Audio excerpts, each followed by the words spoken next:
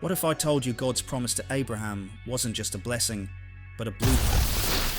What if it was a coded message, 7 layers deep, designed to echo across time, right down to you?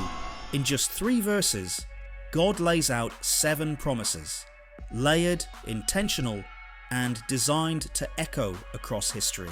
It's a blueprint that links a wandering man in the desert to the rise of nations, the coming of Jesus, and your place in God's story. You're about to see something that'll make you rethink how God moves. Let's uncover what most people miss in Genesis 12. 7 means completeness in the Bible, creation, feasts, fulfillment. And when you lay these promises side by side, there's symmetry, a mirrored pattern with a pivot point at the center. Let's break it open.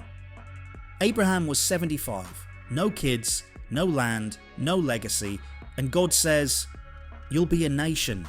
This isn't motivation, it's a miracle. A nation would rise from nothing, built on faith, not logic. God promises favor, not just wealth, but impact.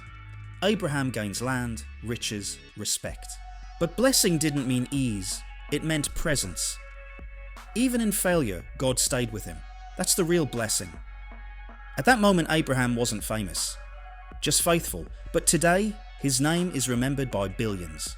God didn't just give him popularity, he gave him eternal purpose, greatness by obedience. This is the turning point. No more "I will." This is who Abraham becomes. The blessing now flows through him as a channel, a vessel. God's goodness doesn't end with him, it multiplies. God ties his favor to how people treat Abraham. Melchizedek honored him and was remembered. Abimelech made peace and was blessed.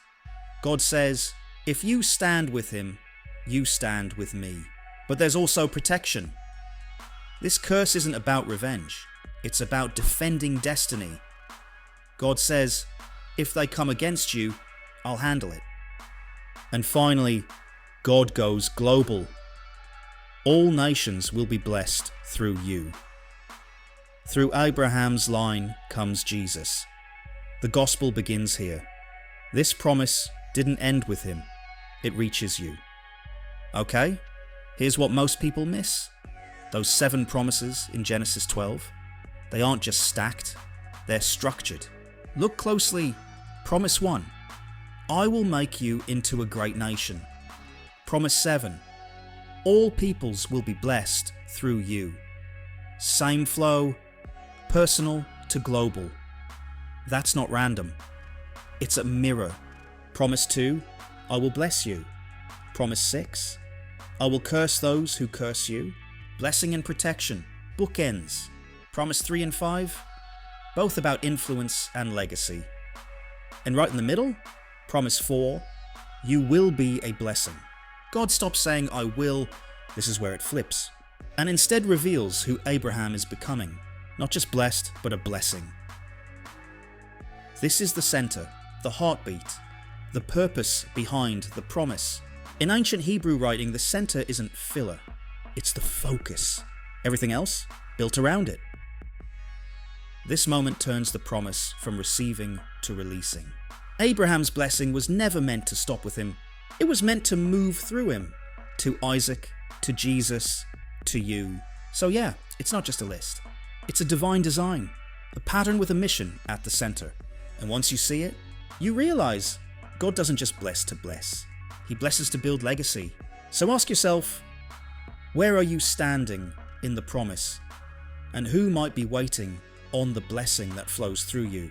If this opened your eyes to something deeper, like, share, and drop a comment with which promise hit you hardest. And if you're ready to go even deeper into biblical mysteries, subscribe